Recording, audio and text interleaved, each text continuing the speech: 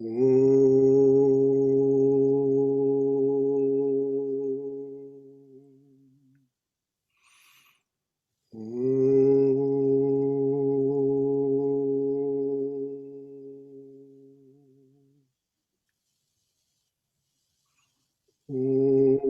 Sahana Vavatu Sahano Bhunaktu Sahaviryam Karavavahai Tejasvina Vaditamastu Mavidvishavahai.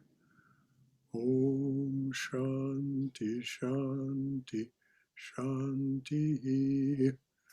May the Divine Being look over us lovingly as a mother and father. May the Divine Being support and nourish us as a mother and father. May we have the strength and skill to study together the art of spirituality. May no misunderstandings arise amongst us. Om, peace, peace. Peace be unto us and to all beloved beings everywhere. Well, good morning, everyone, and welcome to our Saturday morning class on Swami Prabhavananda's collection of talks published as Realizing God. The dear editor and compiler of this volume, Nalini Edith Tipple, left the body in August. Bless her soul. She was such a dear friend of this place and such a wonderful disciple of Swami Prabhavananda, and revered his work so that she constantly was working with the recordings and transcriptions of the things that he said during the 40 years or so that he was, nearly 40 years that he was the head of the Vedanta Society of Southern California. So last week we finished the Swami's talk on the path of action, and this week we'll take up his talk on the path of devotion.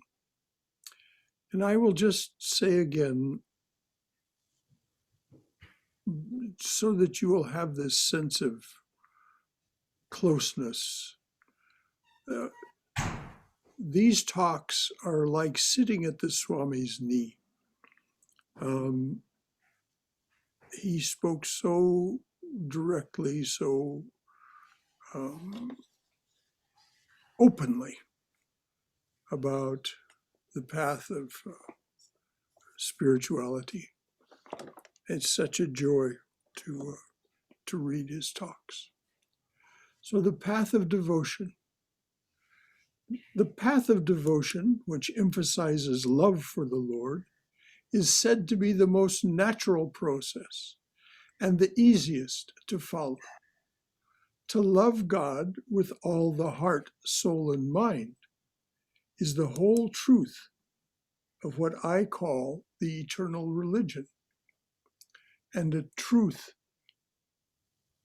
common to all religions. If you don't have that love for God, everything else becomes vain. If you don't have that love for God, everything else becomes vain. Now let us try to understand what this love is. Nobody can actually define it because it is felt and experienced in every heart. It is something that is within every one of us, so we don't feel the need for definition. Because of this, the path of devotion is said to be the natural process of realizing God. Because of this, the path of devotion is said to be the natural process of realizing God. You see, nobody lacks in love. When love appears to be lacking, it is just covered up. And I'm going to stop and talk about that for just a moment. This is the eternal truth of us. If we are to believe the scriptures, if we're to believe Krishna, if we're to believe Christ, if we're to believe any of the great teachers, our nature, our inner being is made of bliss and love. And it is only the fact that we are entangled in distraction of various kinds, desire, attraction for this, repulsion from that, just the worldly duties that we have to be involved in, and our perhaps overcommitment to those, that keeps us from understanding.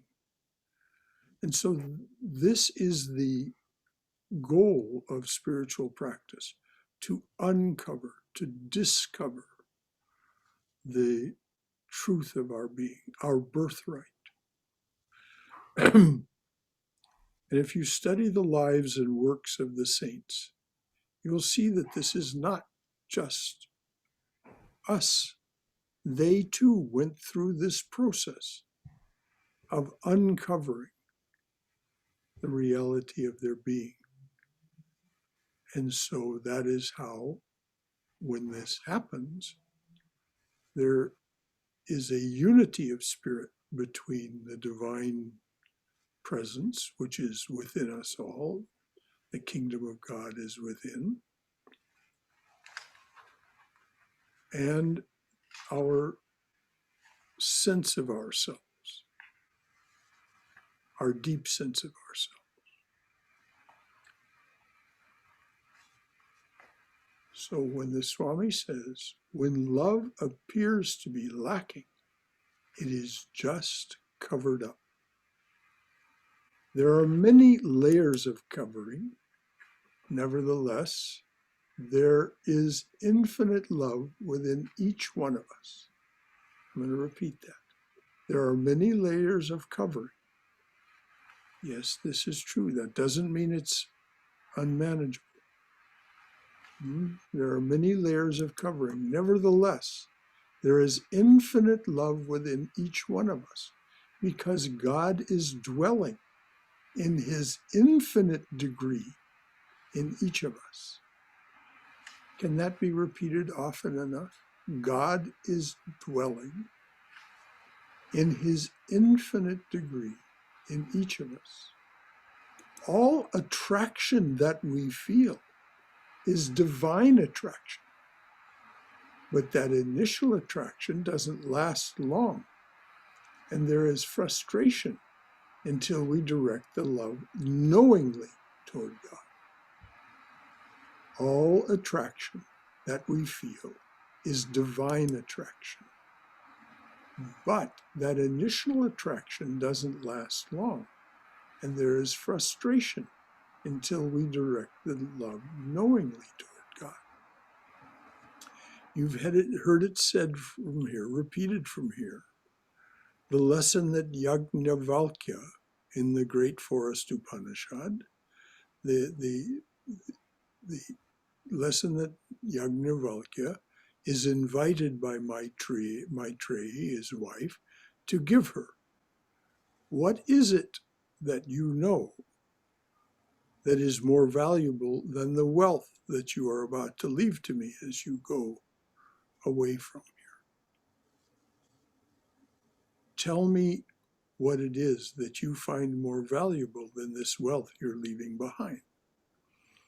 And he says to her, all attraction is the attraction of the self for the self. This is the great lesson that he imparts to her by her invitation.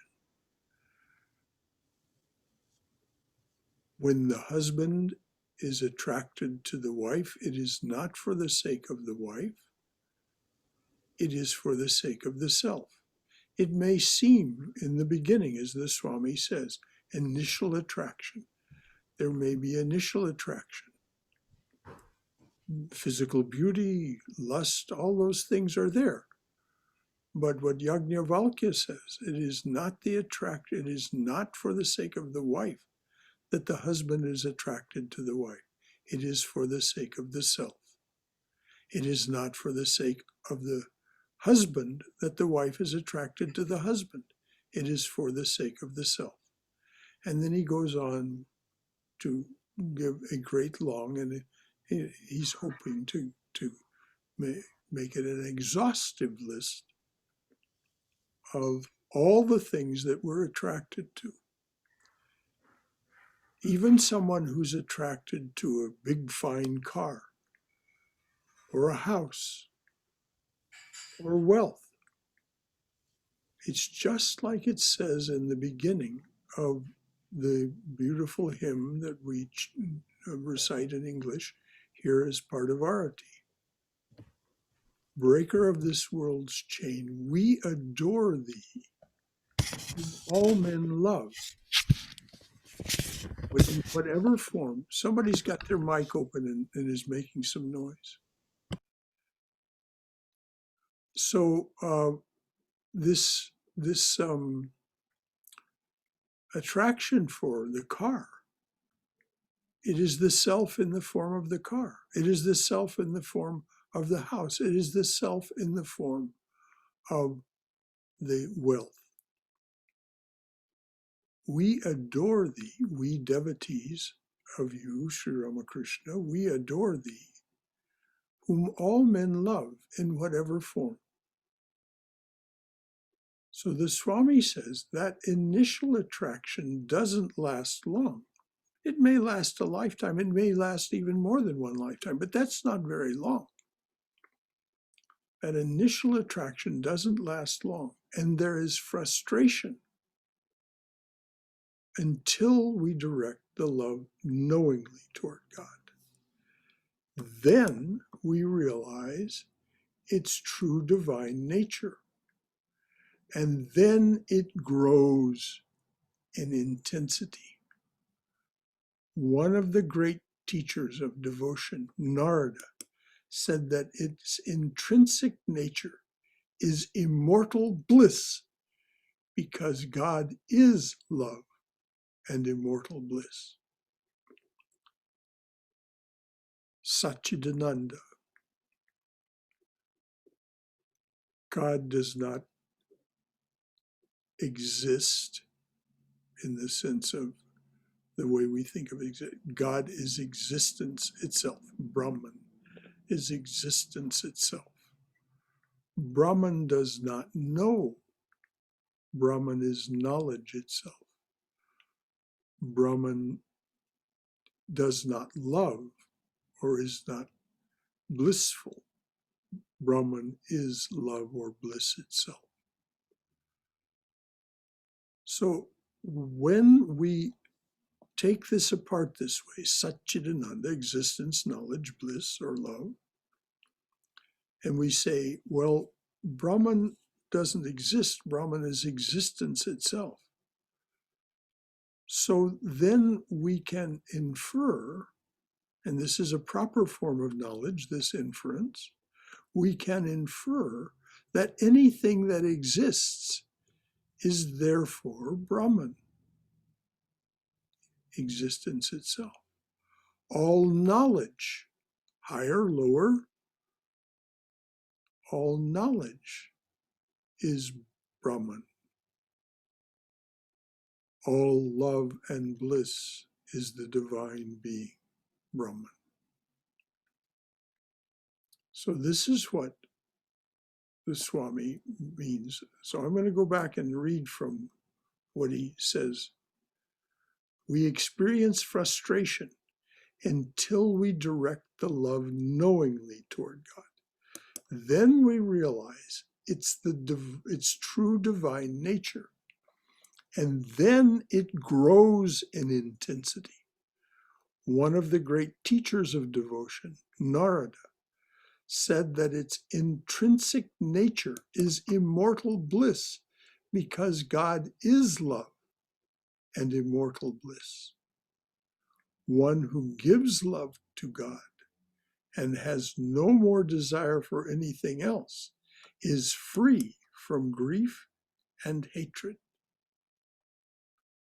One who gives love to God and has no more desire for anything else is free from grief and hatred. There is complete fulfillment. Can there be any room for desire when one becomes intoxicated in joy and immersed in the bliss of union with God? When you have attained this love, you have reached the highest, supreme truth. And it comes gradually. It does not come all of a sudden. Well, not to most. As Sri Ramakrishna points out in the Gospel of Sri Ramakrishna, there is such a thing as kripasita, someone who is perfected by grace. And this will be the subject, not of this Sunday's talk, not of tomorrow's talk, but of December 27th's talk, the transformation of a personality in a night, so to speak, the transformation of Scrooge. So, and Swami Prabhavananda was asked about this, and though he didn't mention the word kripasita, I don't remember that, he did say, oh yes, it's possible, very rare. So, but for most of us, it comes gradually. It does not come all of a sudden. The problem is how to love God if you don't know what God is. You'll find theologians and philosophers defining God in many ways, but they are trying to do the impossible. Yes, how can the infinite, immortal, eternal be defined in finite words? But they're all gesturing, they're all trying to communicate what it is that they've realized. The moment you try to define God, you limit him and make him finite. The moment you try to define God, you limit him and make him finite. To define God is impossible.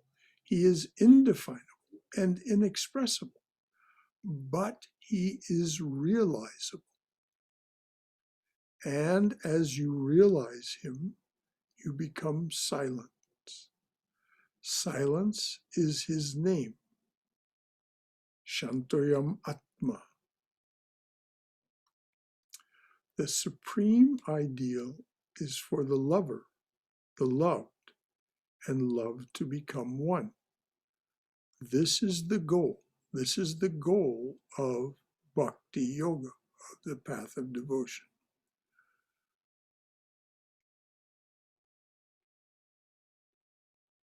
And it doesn't happen because the mind disappears in the sense that we've been talking during this month when we've been studying Jnana Yoga. The mind becomes one with the divine. This is why it's said to be the natural path. It's very difficult to annihilate or cancel the mind. It is easier to make the mind closer and closer, an approximation of the divine mind until it is one with the divine mind. The supreme ideal is for the lover, the beloved, and love to become one. When I was a young boy seated at the feet of my master, a man came and quoted a song. I want to taste sugar, not to become sugar. I want to taste the bliss of God, not to become one with God. To that my master replied, you can sing that song until you have tasted sugar. When you taste the bliss of God, then you want to be united with him.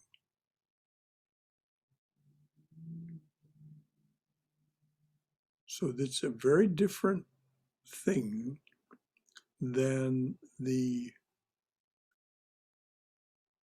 renunciation of finite experience that we've been discussing this month in Jnana Yoga, Advaita Vedanta.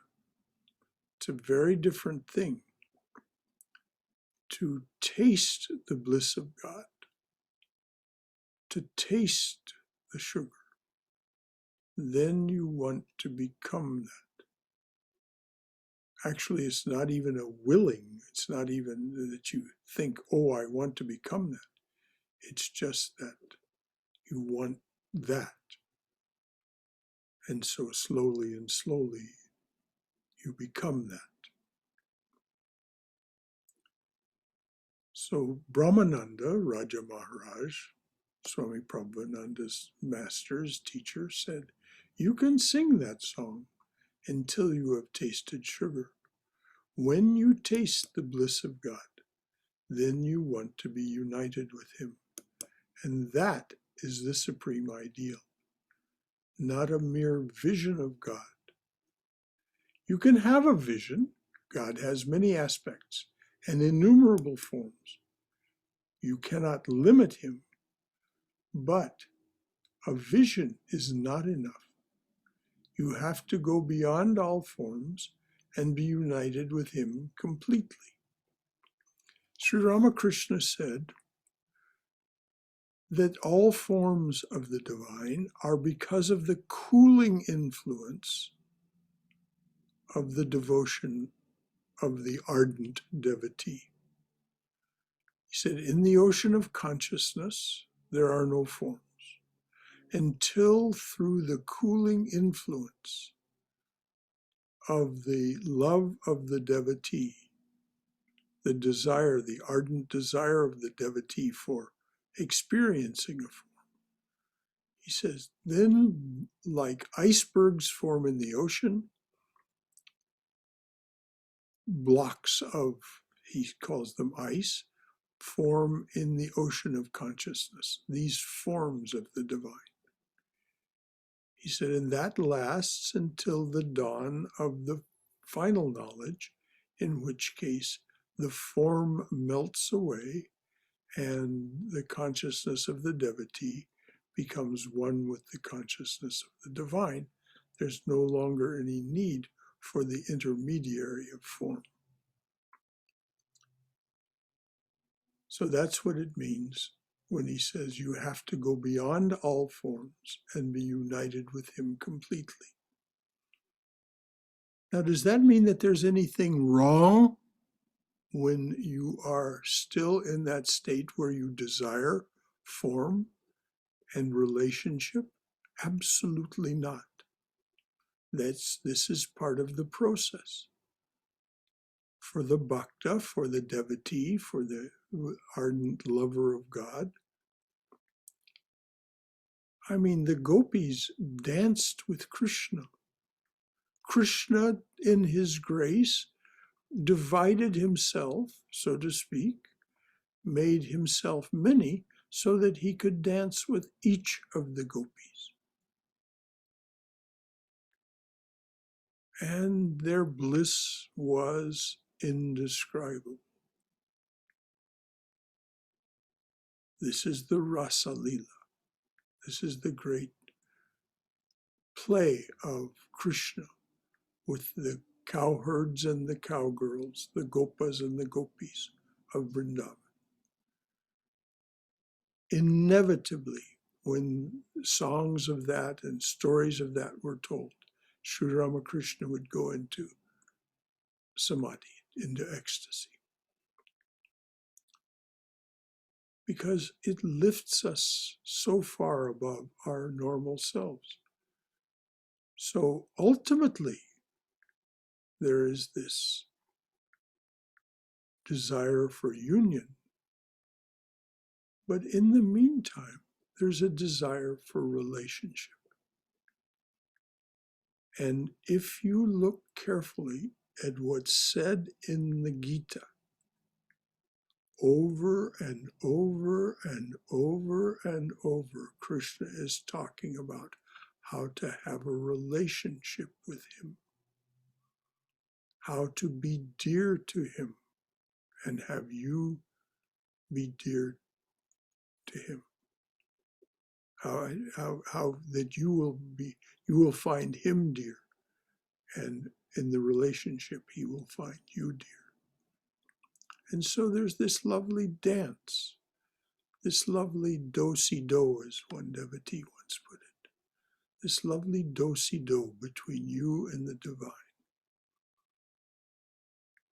So ultimately, and that is where you begin to taste the sugar. Taste this bliss of the divine.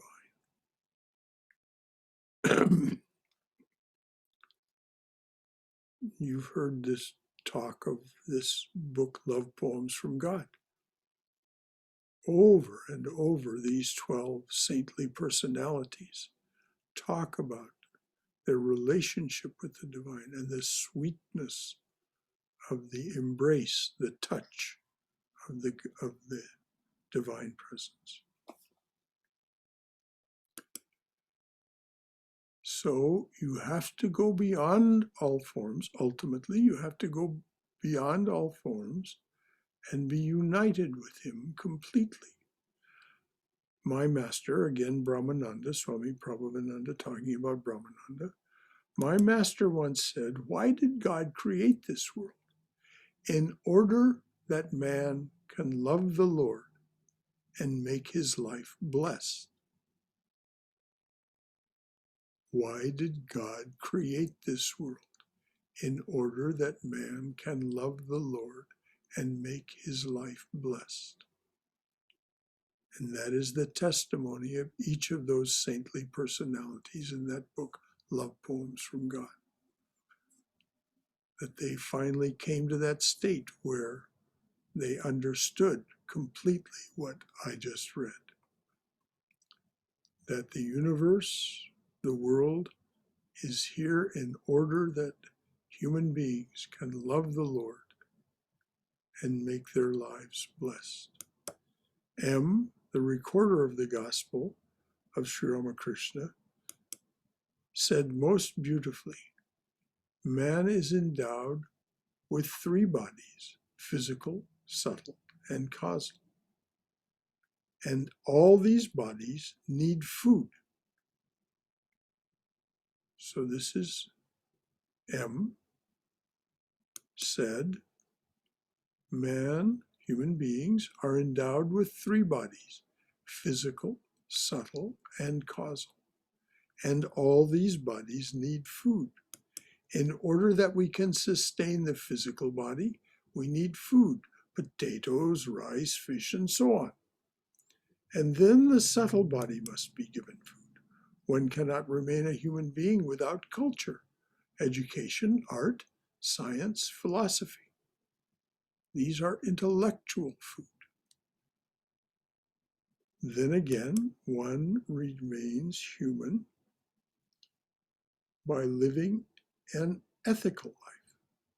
Then again, one remains human by living an ethical life, not only being good, but doing good to others.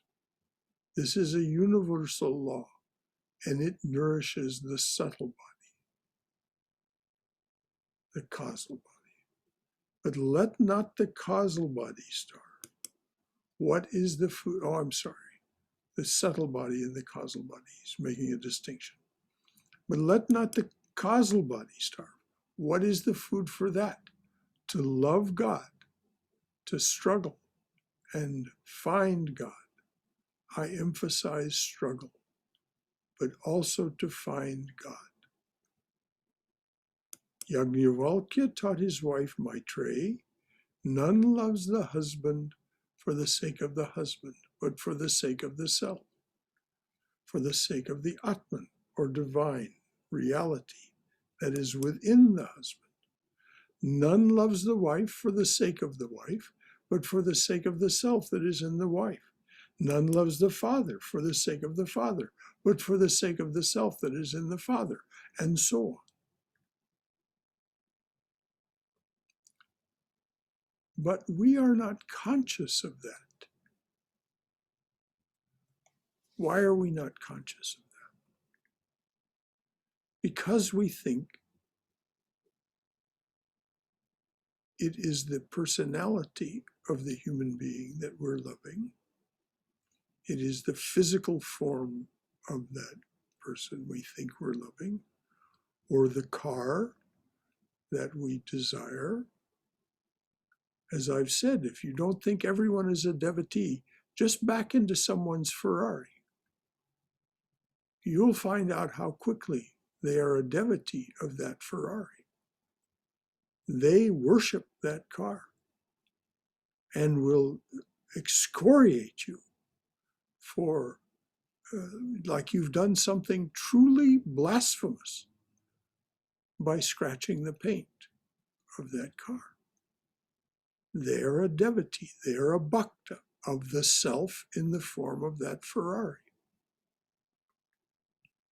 Just track mud into someone's house that is one of those fastidious people. Hmm? in Dylan Thomas's Under Milkwood, there's a wonderful line of this woman who's so fastidious. She says to her husband, and before the sun comes in, mind he wipes his shoes. S-U-N. The man has been out sunning himself, having a smoke. And before the sun comes in, mind he wipes his shoes.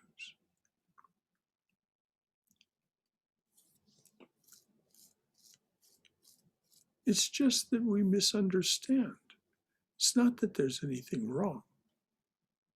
It's just frustrating because we think that the son must wipe his shoes before he comes in the house.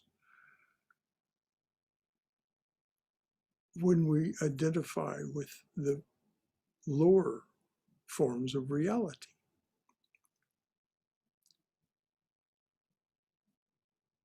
So the Swami quotes Yajnavalkya, and then he says, but we are not conscious of that. When we fall in love, it is the love for God. When we fall in love, it is the love for God, nothing else. That's why when we fall in love for the first time, we feel, oh, what a divine experience. And then the Swami, as I say, he speaks directly. Wait for 10 days. This love degenerates, and there is frustration. Divine love is infinite.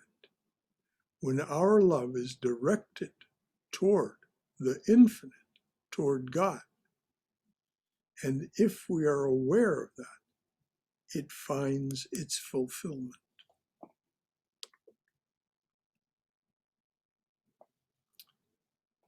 So it's the half hour. We've been talking about misdirected love and unfulfilled love and frustration, and what the fulfillment is. Before we go on, are there any comments or questions? Let's not go on before any comments are made that need to be made, that want to be made, or any questions are asked that need, so that there's clarity before we move on. Well, I have a question, Brother Shankara. Yes, Swayam.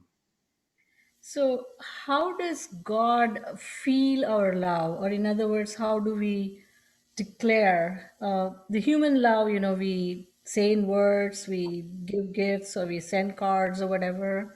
So, would puja and singing be kind of equivalent to that? How does God feel? You know, how does He know that we love Him, or how's that transmitted? You said puja and so on. What do we do to develop a relationship with another human being? We pay attention to them. We give them things. We invite them to consider us as their loved one. Look at this. All of this. What is this?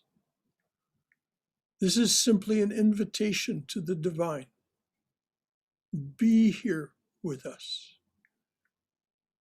Be with me as I'm worshiping you.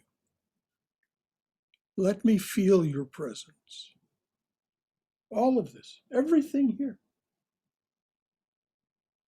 All these forms, just to remind us, oh, the Lord has all these many forms. Sri Ramakrishna used to have on the walls of his room many pictures. And he would go and wave incense and chant their names. We develop love for God in the same way that we think of developing love for anything. As I've said, when we were studying karma yoga, I said one of the ways to develop, and of course this is where karma and bhakti marry actually. If you want to have a relationship with the divine, simply follow Krishna's instructions in chapters 3 and 4 of the Gita. Begin to offer everything and every moment to whatever aspect of the divine it is that appeals to your heart, your Ishtadevata, that being that's at the heart of your mantra, at the heart of your practice, whatever it is, offer everything. The food you eat, the liquids you drink, the day when your feet touch the floor in the morning, the sleep as you go to sleep at night. If you remember in chapter 4 of the Gita, Krishna gives this long list. He tries to make it as exhaustive. There's nothing that is not the possibility of offering it to the divine.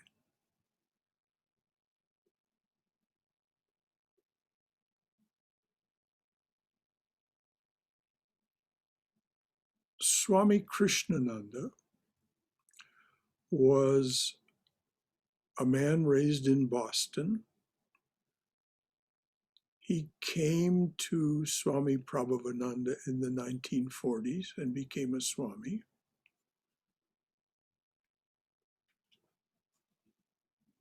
Everything that man did, everything was directed toward the divine. For example, Swami Prabhavananda was once invited by I don't know if it was Siddheshwarananda was still alive or whether it was just the Gretz Center that Siddheshwarananda had founded near Paris, France. In any case, Swami Prabhavananda went to Paris by invitation, and he took Krishnananda with him. When Krishnananda went, he took a little metal picture of Sri Ramakrishna. And when he was going around and seeing all the things that were to be seen in Paris, he would open his hand, his right hand, and in that right hand was that little metal picture. And he was showing Sri Ramakrishna what he was seeing.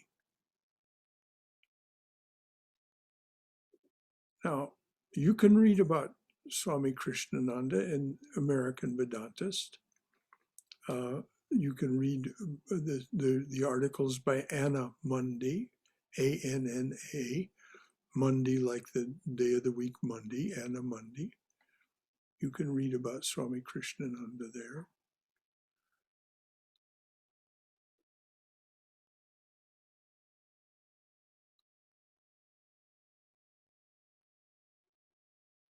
So we develop a relationship with the divine in the same way that we would develop a relationship with anyone else. But as the Swami pointed out a bit earlier, what you'll discover is that it is the feeling becomes much more intense than anything you've ever experienced with a human being. Because a human being is a reflection of the divine.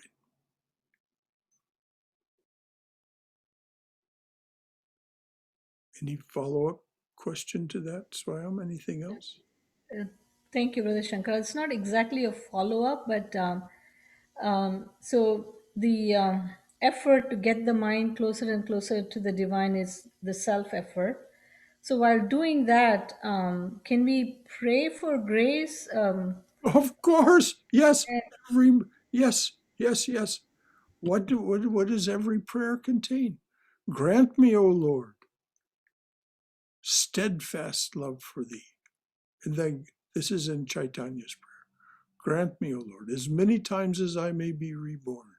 Grant me, O Lord, a steadfast love for thee.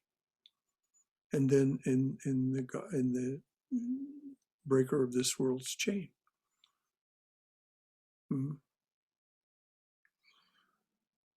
How great was thy sacrifice, freely choosing thy birth in this prison, our iron age, to unchain us and set us free. Perfect, whom lust could not taint, nor passion nor gold draw near. O Master of all who renounce, fill our hearts full of love for thee. So yes, constant prayer for the grace. Those are just the prayers that are said morning and evening. But if you read other things, or you think other thoughts during the day, that prayer for grace, that appeal, if we take Krishna seriously, in chapters 2 and 3 of the Gita, he says he alone is doing everything. And it says it of Mother in the Chandi as well. Just different forms of the divine, different ways of looking at the same thing. They're doing everything. So we ask.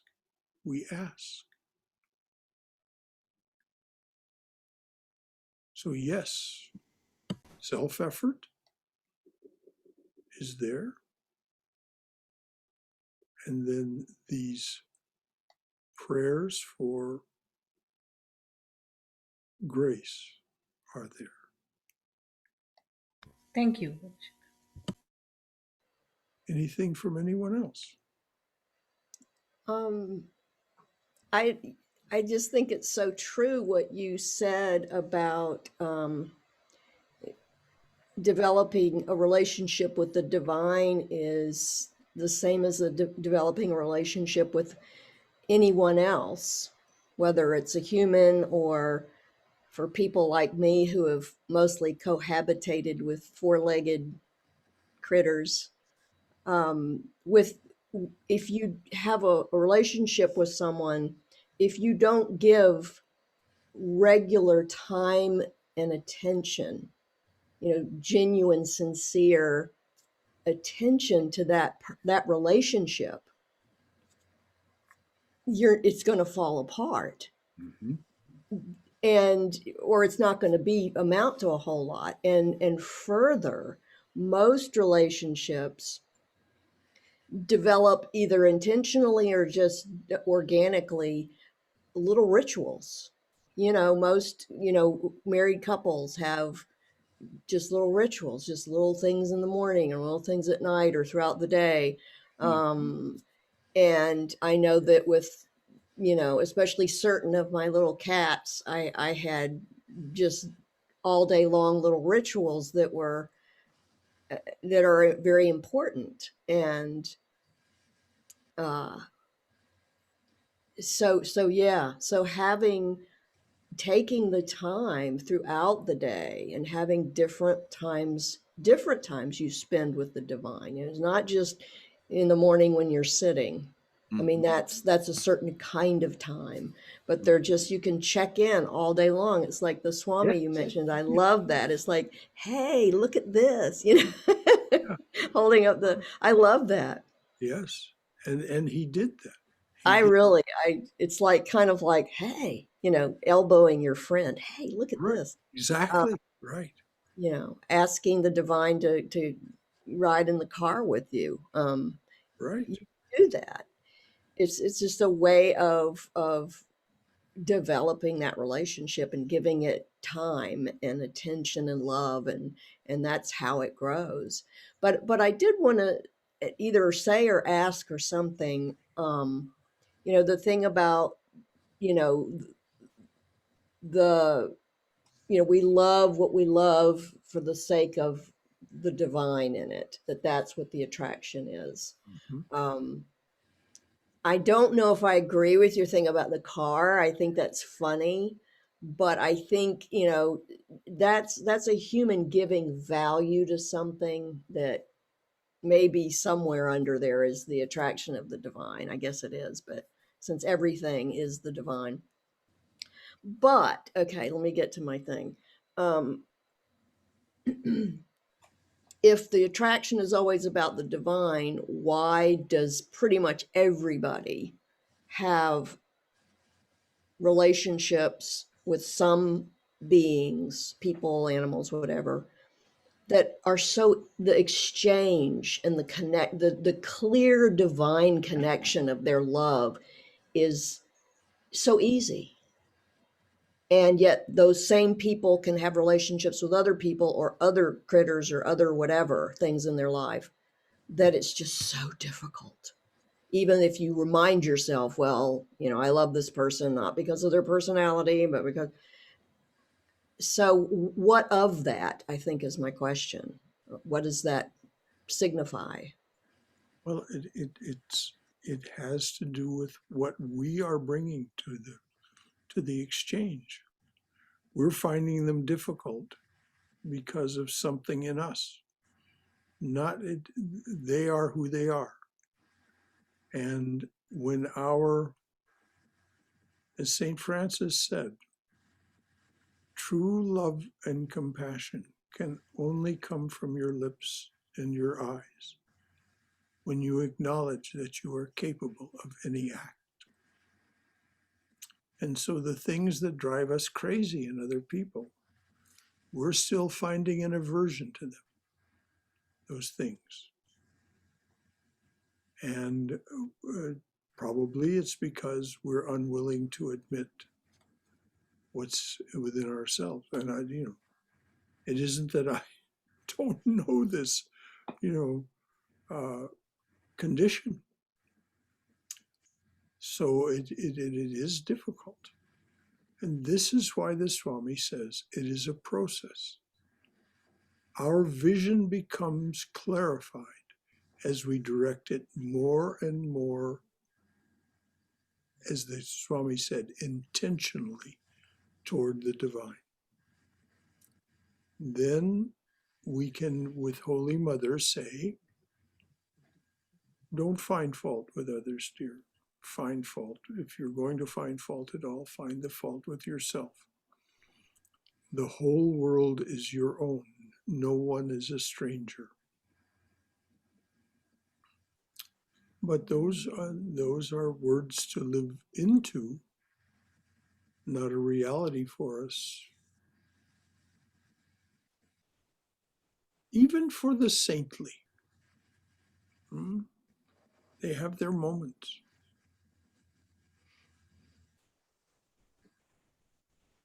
when they become out of sorts with someone, out of temper with Well, if they're still in a body, they still have nerves, and people can still get on them. them. Amen to that.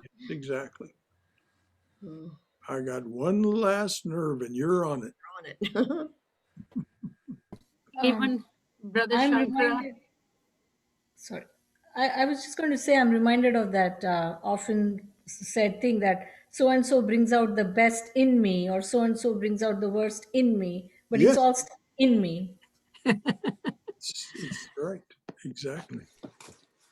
Someone else was going to Yeah. say. Yes, Brother Shankara, Yeah. I think even Thakur was like Hriday pushed his nerves sometimes because the way he treated mother, sometimes he was upset. Yes, and he climbed on. Climbed on. Who was it? It wasn't Ramlal. I forget who. Which one of the priests that was related to him had told him some things that were not so, and so Thakur took that to the Divine Mother, took it into the shrine and talked to Kali about it. She reassured him, and he went and climbed on the fellow's shoulders when he was doing the worship in the Radhakanta temple and was pounding him on the head.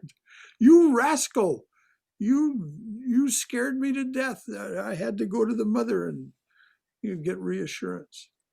So yeah, He was upset because the way his nephew Hriday treated Holy Mother, yes, sometimes he was yes, very rude to him. Yeah.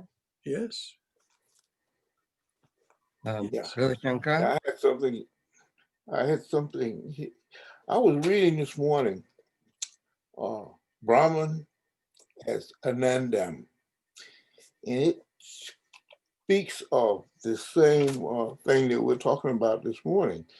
It speaks of the self, that we love the wife, not for the sake of the wife, but for the sake of the self, Mhm. And when you can start to consider that, considering one personality to another personality is one thing, but when you start to consider that with God, it takes on another kind of feel. But I went a little further on, and it says, it is not the self, it is not for the sake of the self that it speaks to wealth.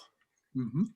And that made it pretty clear to me, because now you're not talking about a personality and another personality. You're talking about a personality and a physical thing. Mhm. And I don't think we love physical things, so that puts it in a whole nother category. But Well, some people do. Some people do.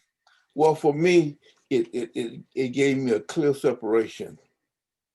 Mhm. Okay, but then when it comes back for the self, it's is it the Atman self or is it the physical self? No, the Atman. The Atman. Well, the Atman, yeah, I thought it was the Atman, but the Atman is only the witness. No, no, no, no, no. That's the face of the Atman that we know is the witness. The Atman is infinite, indefinable. It is Brahman. We know the face of the Atman as the witness presence, and we can identify with that. That is our first door that we can go through, so to speak, and for our identification with the divine.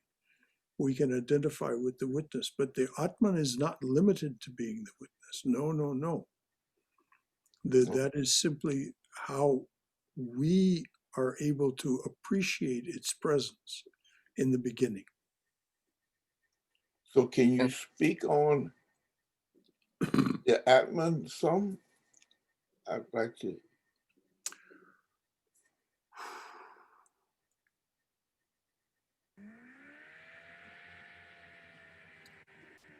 If we go behind the word Atman, the word Atman is the word that is used by the yogis.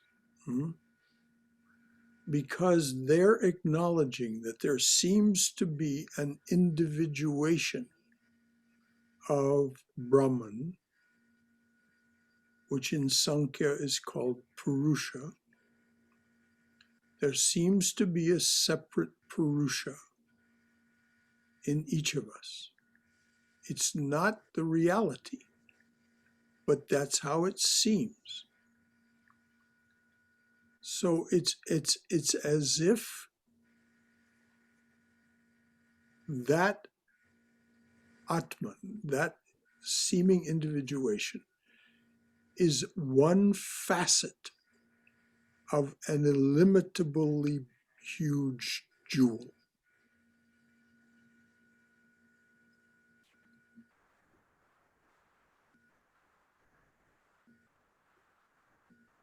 So the connection between your experience of the Atman, which is first of the witness presence, and you can take refuge there, take refuge in that witness and say, I am that Atman, that's who I am. And all this is happening in my presence. And furthermore, by my intention as the Atman. Because as Krishna points out in the Gita, in chapter 5, the Atman does have intentions. Now, this is Saguna Brahman. This is what is so confounding to us, that Brahman is not just this beyondness, beyond all definition. It is also present in universe as that consciousness in vibration, which are called the gunas. Saguna, with gunas. And as such, and again, this is why the yogis look at it this way, because they acknowledge that Ishvara, Saguna Brahman, Brahman with attributes, is the author of everything. And if you bring your attention to bear on something through concentration, by the grace of your continued desire to know, it will open itself up to you. As one of the Catholic women saints was saying, I think Saint Teresa of Avila, she was walking through the streets of Rome one time in a very sad state. And she passed an old monk who had his head down and was simply repeating over and over to himself, "O Lord, please tell me, please share with me everything you know."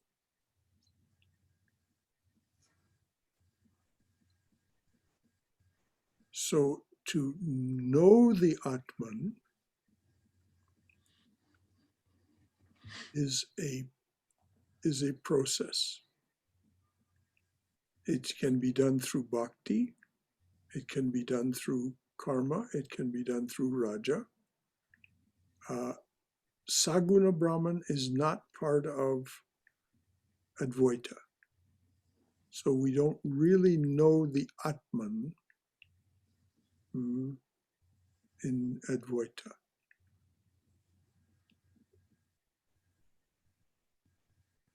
But knowing the Atman is what is called realization, not ordinary knowledge.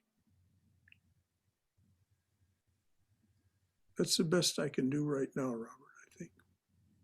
Okay. That was so. Good. Dr. Shankara? Yes, Vijay.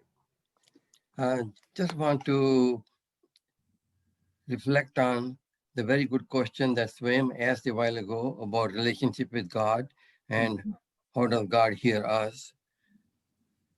I personally have felt that I do not have to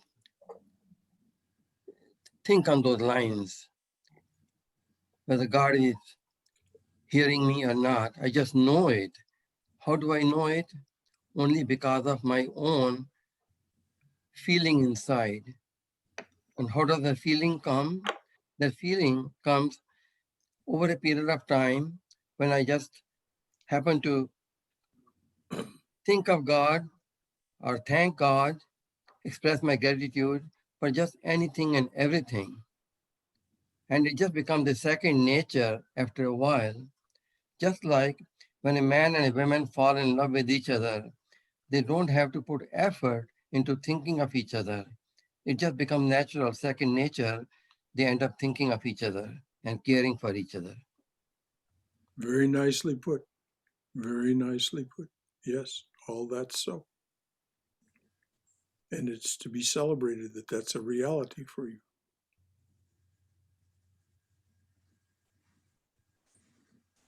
Anything else from anyone? Thank you, BJ. Wanted to expand a little on what Cindy had mentioned about the time it takes to be in relationships. Even with four-legged creatures, as many of you know, I'm taking care of a cat, a stray cat now that visited me during the beginning of COVID. And sometimes he wants to go outside and then he looks back because he's sad because I'm not coming with him. So I have to come outside and keep company.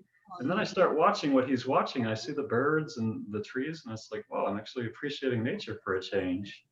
But so there's actually an unexpected benefit that you get out of spending time with your friends. And with my daughter, I've helped her with some of her schoolwork via Zoom or Skype or whatever meetings. And as a result, I've read The Miracle Worker about Helen Keller and Shakespeare's Julius Caesar and Macbeth, and realized these are great plays. These are tremendous.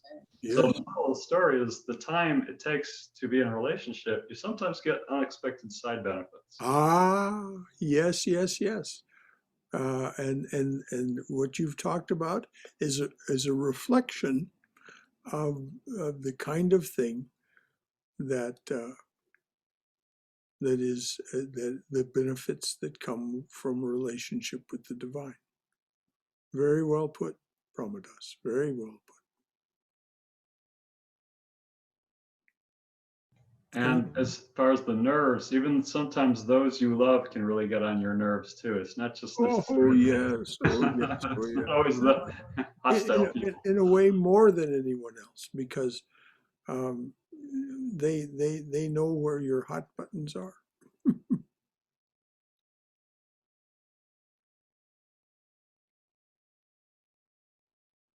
Or because you care so much about their relationship with you. If you seem to be out of relationship with them, it's so distressing. And this is true also, or you find this reflected in the testimony of these saints. The moment they seem to be out of relationship with the divine, they are deeply distressed. Deeply, their ache is unexpressible, and their tears are voluminous. So I think, Brother Shankara, that when we offer our worship or we are in prayer, and how do we know if God knows? Because He's omniscient, He knows. We don't have to, we can just assume He knows it. Yes, well, Swami Prabhavananda is even more explicit. He says he resides in your heart. Of course he knows. He is the you of you. So however we are doing our efforts at relationship, it's fully known to the divine. Here, He is the nearest and the dearest. That is exactly As right. they say that He's nearer than you are to yourself, Exactly. Nearer than the nearmost. Dearer than the dearmost. And speaking of the Atman, is it fair to say that Atman is not residing in any one part of the body like heart or mind or anywhere? Atma is pervading every cell of my body. Well, it's not what the Upanishads say. Vijay, they say that the Atman resides in the lotus of the heart as a being the size, a blue being actually, the size of your thumb. But it's not your physical heart. It's the subtle. It's even beyond the subtle. It's the spiritual aspect of ourself, the spiritual heart. So, yes, the Brahman pervades the entire body. So, in one sense, you're correct. In another sense, as the Upanishads speak of it, there is a spiritual location within the body, and you can feel it as you do your spiritual practices. Thank you.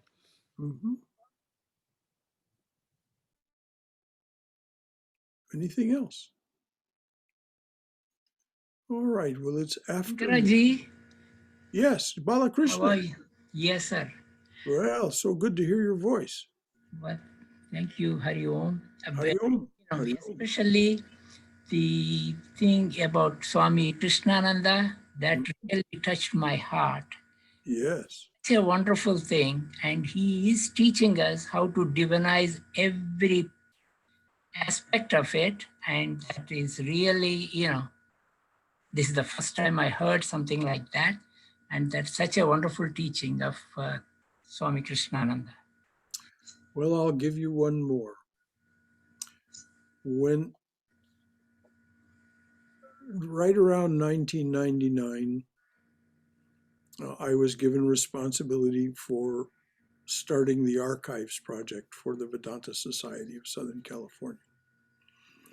One of the treasures of those archives was a bunch of footlockers that were left by Swami Krishnananda, over 30 of them. He had filled them with memorabilia, treasures. Just when he'd fill one, he would just put it in the storage room and start another one. And so it was up to us to empty those footlockers. One of the things that we found was little, you may know, little reporters' notebooks. They're about 3 by 6, lined. Hundreds of them. On every page, on both sides of the page, was written over and over, Jai Shri Ramakrishna, Jai Shri Ramakrishna. Only that. The full notebook, all however many pages there are in one of those notebooks, 60 or so. Both sides of the page, nothing but that written in them. Jai Shri Ramakrishna, Jai Shri Ramakrishna, Jai Shri Ramakrishna. Those notebooks were, of course, given away as gifts to devotees in Southern California. And it was really an amazing thing to see that this is when he had moments of time, that there was not something else to do, and he didn't feel like saying his mantra, I guess. He would write in those notebooks. There were literally hundreds of them. Yes, that's what it's Likhita Japa. Likhita Japa has, I believe, it is also coming from the mind, the same as like a mental recitation of your mantra, that's Likhita Japa in writing. Yeah. Mm-hmm. So you're right, Balakrishna. He tried to divinize every moment. That's really wonderful teaching. It touched my heart. A couple of other things also, Mm-hmm. Sri Ramakrishna, I think when one of the farmer came to see him, and he said, I don't know how to love God. I have no idea. Then Sri Ramakrishna asked him, what do you love? I like my sheep. And he said, okay, just pray and love the sheep. Mhm. That's what really the teaching, And he came back after 3 years to Sri Ramakrishna to see him with a completely different personality, changed personality. Yes, exactly. Because the self is resident in everything. So he loved the sheep.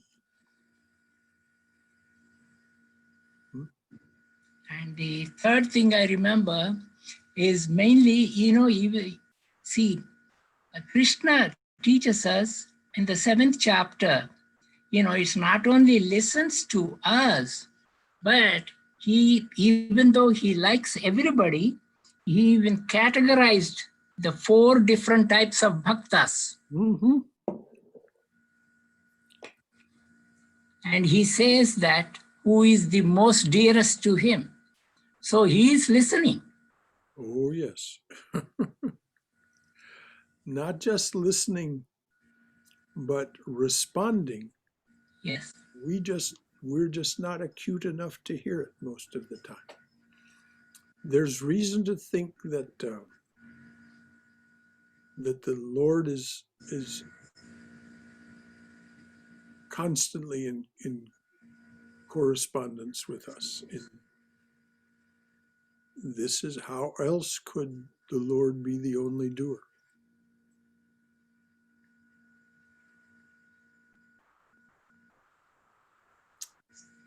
So anything else, dears? This is wonderful. This is exactly what we're meant to do here. All right then. So we'll we'll close with this. Oh, dearly beloved Lord, a flower at your feet for each one who comes to your open door. A flower at your feet for each one who stands by your open door and says, come to me, offering to break this world's chain that binds us down to ignorance, suffering, and death. A flower at your feet for each one who takes the path that you have struck through this, your jungle world. Om, Amen. Om, Shanti, Shanti, Shanti. Peace, peace. Peace be unto us and to all beloved beings everywhere. Jai Shri Guru Maharaj Ki Jai. Durga, Durga, Durga. May you go in Mother's loving and protective embrace. May you be safe. May you be healthy. May you be cheerful. May you have peace of mind. Until tomorrow morning, for those of you who join us, the topic is Christianity as a non-dual path. Christianity is a non-dual spiritual path. So until then. Brother Shankara, Yes, dear. last closing prayer about the flower offering, is that something that you have come up with, or what's the source of that prayer? That was written for Swami Swahananda. Yes, it arose here as a gift to Swami Swahananda, and he kept a copy of it in his room all the rest of his life. It's beautiful. It's very touching. It was a result of his teachings.